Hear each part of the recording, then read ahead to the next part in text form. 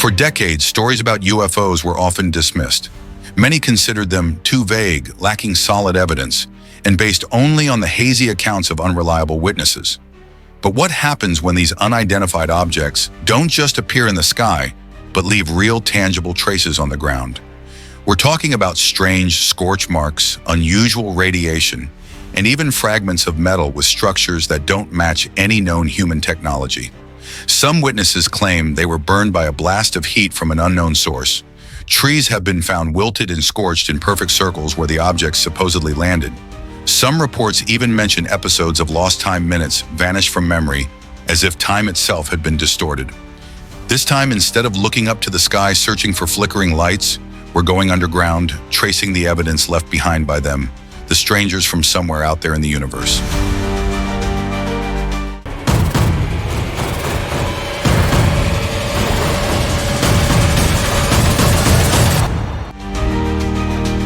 It was an early morning in the coastal city of Ubatuba in southern Brazil.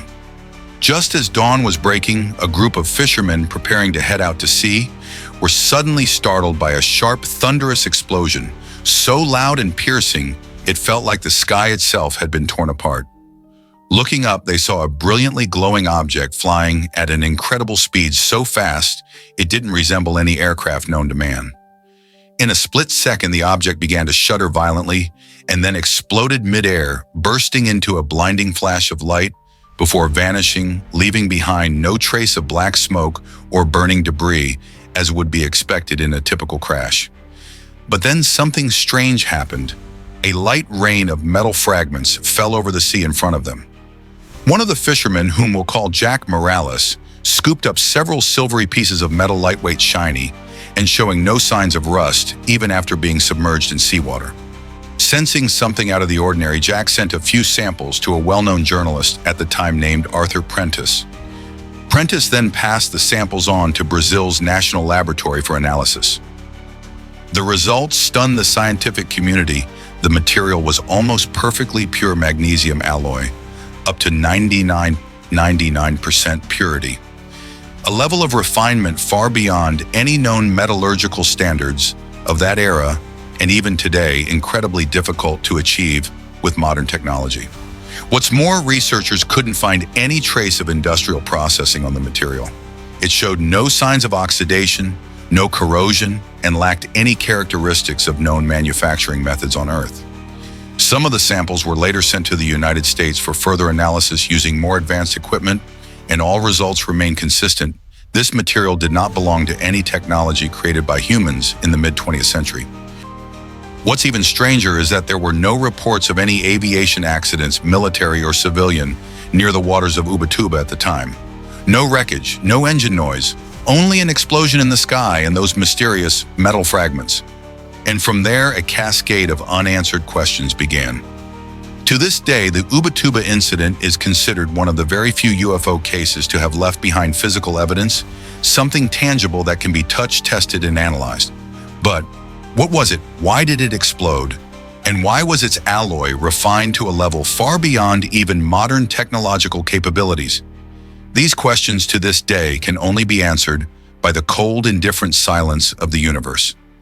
In a quiet little town named Embroven, nestled in the south of France, on a soft, sunny afternoon, a farmer named Nicolas Girard was tending to the small garden behind his house. There wasn't a cloud in the sky, no sound of cars, no airplanes. Everything seemed frozen in a moment of absolute stillness. And then he heard a humming sound, faint like the buzz of a bee, but steady and resonant like the mechanical hum of something from another dimension. Looking up, he saw a metallic disc slowly descending from the bright blue sky. It moved gently without any engine noise, without leaving a trail of smoke, as if it were simply gliding through the air. The object, according to Nicolas Girard's account, looked like two bowls placed rim to rim with a cold, silvery gray surface. It descended quietly onto a patch of land right next to his farm.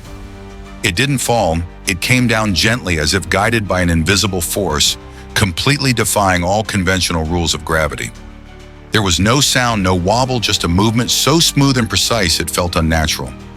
That hovering disc remained there for only a few seconds. Then, as if it had never existed, It slowly ascended straight up into the sky again, without a single engine noise, no smoke, no turbulence. All that remained was a faint unease lingering like a whisper in the mind of the man who had just witnessed it. Moments after the object disappeared, Nicholas walked to the spot where it had touched down. Before him was a clearly scorched circle, the ground unnaturally compressed, as if it had been subjected to immense downward pressure. The surrounding grass and plants were withered and limp, as if burned from within, and gave off a strange, acrid smell, unlike any fire he had ever known. When he reported the incident to the local authorities, something unexpected happened. The case wasn't ignored. It was forwarded to GIPAN, a department under the French National Space Center that investigates unidentified aerial phenomena. An official scientific investigation was launched. Researchers found that the area where the object had landed had undergone an intense thermal shock, temperatures reaching over 300 degrees C. The soil had been heavily compressed, and the mineral structure had changed in unusual ways. The nearby plants showed signs of biological mutation. Damaged cell tissue slowed growth, and exposure to a form of radiation never previously recorded. What astonished the investigators most was this: all physical effects were concentrated precisely at the landing site center, with no outward spread, unlike what one would expect from natural phenomena or conventional accidents. Nicholas Girard wasn't a conspiracy theorist, nor was he someone who sought attention. He was a simple farmer, a man who had spent his whole life with the land and his crops. His account, calm, coherent, and completely lacking in exaggeration, managed to convince even the most skeptical minds. The incident at Eindhoven became one of the rare UFO cases in Europe to be officially acknowledged, investigated, and documented by the government. What was that disc? Why did it appear? And why did it stay for only a few seconds? To this day, no one has been able to give an answer. But one thing is certain: the soil of Eindhoven remains a silent witness, one that cannot lie but never forgets. Far to the west, in the state of New Mexico, USA, a small town called Socorro suddenly became the center of global attention on an April afternoon in 1964. Police officer Lonnie Zamora, a stern, dedicated man, was patrolling as usual under the blistering desert sun when a strange sound shattered the silence.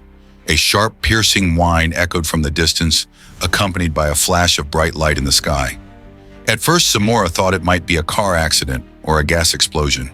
Acting on instinct, he quickly turned his patrol car and sped toward the source of the light, driving across a dusty, desolate landscape.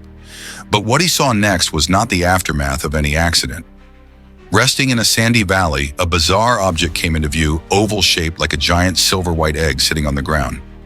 Nearby, two small figures in glowing white suits were moving around the craft, seemingly inspecting it. In that moment, Zamora froze, unable to believe his eyes. Not wanting to take any risks, he hid behind a large rock and used his radio to call into headquarters. But before he could say much more, the object emitted a deep hum and began to vibrate slightly. A burst of blue-orange flame shot out from underneath the air, turned scorching hot dust flew everywhere, and in an instant it lifted off vertically. No rotors, no engine roar. Then, it vanished. Zamora rushed to the scene. 4 deep, symmetrical indentations were embedded in the ground, clear evidence of landing gear. The grass was scorched black, and the surrounding soil and rocks were singed, leaving behind a chaotic yet undeniable trace. The incident was reported immediately.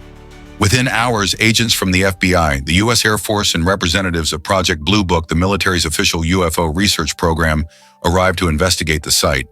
But the object was gone, taking all answers with it. All that remained were the charred marks on the ground, the honest testimony of a police officer, and yet another chapter in the thickening files of things we still cannot explain. Investigators measured and photographed the scene, collected soil samples, and interviewed Officer Lonnie Zamora multiple times in the days that followed. Each time he gave his statement, it remained consistent, detailed, specific, and without contradictions. They found no evidence suggesting he was lying. One noteworthy detail: Zamora had never believed in UFOs before the incident. He wasn't seeking fame, nor did he want his story to make headlines. All he did was report the truth exactly as it happened. The physical traces left on the ground, 4 deep indentations, clearly scorched marks. Altered rocks and vegetation were all pieces of evidence that couldn't have been faked with civilian technology at the time. Independent investigators from physicists to aerospace engineers all confirmed this. The Zamora incident became one of the very few cases categorized by Project Blue Book, the U.S. Air Force's official UFO investigation program, as unexplainable by any known natural phenomenon or human technology. A credible police officer, an egg-shaped craft, two small beings moving in silence, and a takeoff that didn't belong to this world. It all happened in just a few minutes, but the traces it left behind endured as if even time itself couldn't erase the imprint of a real encounter. On the night of March 13, 1997, as darkness settled over the city of Phoenix, Arizona, the western sky suddenly became the stage for one of the largest UFO sightings ever recorded on American soil. From the suburbs to downtown, from fields to neighborhoods, thousands of people looked up at the sky and froze in awe. Above them, a massive V-shaped object drifted silently across the heavens like a ghost. Beneath it were 5 to 7 large lights, like gigantic spotlights casting a soft yet unmistakable white glow. Its wingspan, according to witnesses, was large enough to cover an entire stadium. Some even said that as it passed overhead, the sky itself seemed to darken, not because the object emitted light, but because it blocked out the stars behind it. But what truly sent chills down people's spines was the utter silence. No engine sounds, no wind, no screeching, no shaking. Just a massive black shape gliding silently, slowly, and eerily, as if it were watching everything below, every house, every street, every trembling soul. The entire city fell into a state of shock. Children cried. Adults flooded police lines and TV stations with calls. Reports of the phenomenon poured in from all directions, not just Phoenix, but also Nevada, New Mexico, and even farther away. The entire event lasted nearly an hour. And then, there was no explanation. The Arizona state government, along with the U.S. Air Force, remained silent for several days. Public outcry grew. The media got involved. Citizens demanded answers. Under increasing pressure, the state's governor at the time, Fife Symington, held a special press conference. But instead of shedding light on the incident, he made a joke. He brought someone on stage dressed as an alien, prompting laughter from the entire room. And just like that, the whole event was dismissed as if it had never happened. Except thousands of people still remained carrying vivid memories of the night when the entire sky seemed to bend down silently, watching humanity from the far side of understanding. Years later, what the entire state of Arizona had long awaited finally happened. Former Governor Fife Symington, the same man who once mocked the Phoenix Lights event on live television, spoke out. In an interview, he admitted he too had seen the object that night, and he called it something that defied belief. Symington shared that at the time, he felt obligated to ease public panic, but deep down he knew it was something that did not belong to this world. To this day, the Phoenix Lights phenomenon remains without an official explanation. Some have claimed it was military flares dropped from aircraft, but hundreds of eyewitnesses have rejected that theory. Flares don't fly in perfect formation, don't make no sound, and don't silently travel dozens of miles over nearly an hour as if guided by consciousness. And if you ask anyone who was in Phoenix that night, they won't tell you about a suspicion. They'll tell you about an experience that cannot be repeated. They saw something in the sky, something no one could name, and none of them will ever forget. One morning in December 1987, in the foggy marshlands of Ilkley Moor, a desolate, rocky, and windswept area in northern England, a man captured a photograph that to this day no one has been able to explain. His name was Philip Spencer, a former police officer, quiet, practical, and not the superstitious type. That day, Spencer brought his camera along intending to capture the early morning mist. As he passed a low slope, he suddenly saw a small, blurry creature moving rapidly through the fog ahead. Acting on instinct, he raised his camera and managed to snap a single photo just before the creature vanished behind a large rock. Spencer immediately gave chase, but the area was empty. The wind still blew, the fog still hung in the air, and the scene had returned to its quiet stillness as if nothing had happened. But when he looked at his watch, something was wrong. He was certain he had only been walking for about 30 minutes, yet more than 2 hours had passed. He couldn't remember where he had gone, what he had done, or why his memory of that period was completely blank. Immediately afterwards, Spencer had the photo developed. The image was blurry, but clearly showed a creature standing with long arms, a large head, an upright posture, and proportions unlike any known animal. The being appeared to be turning back, looking directly into the camera lens, and then it vanished. Still feeling unsettled, Spencer agreed to undergo a session of regression hypnosis, a technique used to recover deeply buried memories. Under hypnosis, he recounted what happened during the time he had gone missing. He said he had been taken aboard a craft. In a near-paralyzed state, he found himself in a stark, cold white space. Strange beings, the same as the one he had photographed, stood around him observing and examining him. After that, he was returned to the exact spot where they had taken him, as if he had never left the ground. The photograph was later analyzed by multiple imaging experts. Though the quality was low, there were no signs of forgery or tampering. It didn't resemble a staged photo, and there were no signs of compositing. Most notably, Spencer, with a clean professional record, had no reason to invent such a story. The Ilkley Moore case became one of the strangest incidents ever documented. It included a photograph, missing time, suppressed memories, and a credible eyewitness. It all began on a foggy, overcast morning, and to this day, Spencer still repeats the same words in a steady, unwavering voice. "I saw that creature. I photographed it. And there are 2 hours of my life that I will never get back." On the night of December 11th, 1996, the sky above Yukon, a vast, snowy wilderness in northern Canada, shimmered with starlight like any other night. But then, something unusual happened. More than 30 people scattered across small towns like Fox Lake, Carmacks, and Ross River all witnessed the same phenomenon. At the same time, a massive object slowly drifting across the sky, silent to an eerie degree, as if it defied every law of physics known to man. That object wasn't just large, it was so massive that it blocked out an entire stretch of stars behind it, as if it had erased a part of the sky. Some witnesses described it as being as long as a football stadium, shaped like a V or a giant boomerang, with dozens of lights running along its underside. But what sent chills down people's spines more than anything else was the absolute silence. No engine noise, no wind, no vibrations.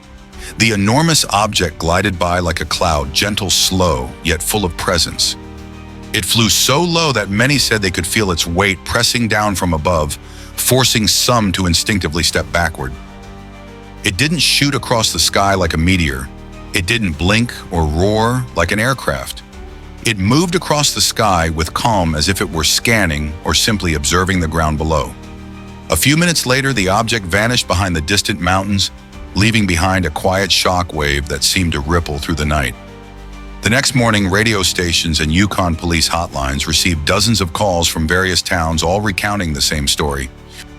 None of them captured a photo, but what stood out was this: every account was strikingly similar in shape, in lights and size, in the direction it flew. There were no contradictions. An independent Canadian UFO investigation group stepped in. They interviewed each witness separately. Their report later confirmed there were no signs of collusion, no gain to be had from making up such a story, and most importantly, each person showed genuine confusion and disbelief, typical of ordinary people who had lived in peace and quiet all their lives. Strangely, many of them had never believed in UFOs before. There were no commercial or military aircraft recorded in the area that night. No astronomical events were forecast. No meteors, no falling satellites, no rare atmospheric light phenomena. Only one question remained drifting quietly over that frozen sky. If that object didn't belong to us, then where did it come from? And why did it choose Yukon? On the afternoon of May 27th of 1989, in a public park in the city of Voronezh, southern Russia, a group of children were playing soccer as usual. The sky was still bright, the sun slowly sinking behind the trees. Both adults and children were present in the park. No one knew they were about to witness something they would never forget. Suddenly, a glowing object appeared in the sky. A red light, dazzling yet still, slowly descended onto the grassy field, as if searching for a place to land. When the object touched the ground, the earth shook slightly. The air around it suddenly grew thick, hard to breathe. A door on the craft opened, and then they stepped out. According to eyewitnesses, mostly children aged 9 to 12, two tall beings emerged, each about 3 meters high, wearing dark suits with small heads and deep, cold black eyes. Accompanying them was a machine seemingly a robot, not humanoid in shape, but resembling a self-moving mechanical device. One of the beings held a glowing object, something that looked like a control device or a weapon. When it raised the object, a beam of light swept across the ground, and in an instant, every witness was frozen. No one could move. No one could scream. One boy fainted. Just a few minutes later, the beings in the machine returned to the craft. The door closed, it shot up into the sky, and vanished. No words, no sound, only silence and an unnameable fear. The children told their story to parents and teachers. At first, no one believed them, but what made even the most skeptical adults pause was the fact that every single child told the same story. No exaggeration, no contradictions. They just recounted it honestly, clearly, matter-of-factly, as if describing something perfectly ordinary, what had just happened that afternoon. At the spot where the object had landed, a large circular depression was found on the ground. Scorched grass formed strange symmetrical patterns, and elevated radiation levels were recorded at the site.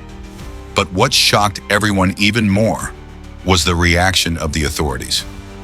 TASS, the official state news agency of the Soviet Union, unexpectedly went public with the story.